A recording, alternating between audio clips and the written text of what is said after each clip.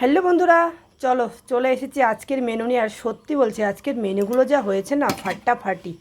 তো দেখো, এখানে গরম গরম ভাত করে নিয়েছি, দেখতে পাচ্ছ ধোয়া বের হচ্ছে।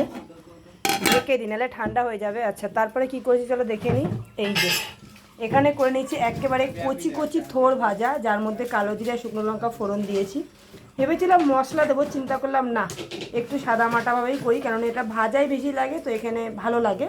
তো এখানে থোড় ভাজা করে নিচ্ছি। তোমরা থোড় ভাজা খেতে কে কে ভালোবাসো অবশ্যই কমেন্টে জানিও।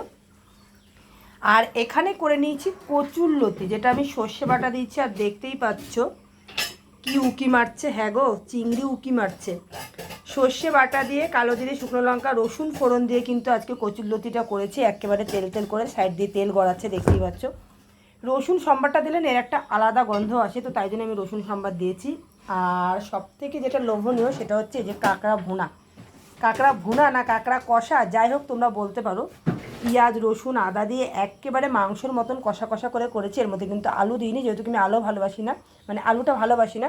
তো যাই হোক, আজকের মেনুগুলো কেমন হয়েছে অবশ্যই কিন্তু কমেন্টে জানিও।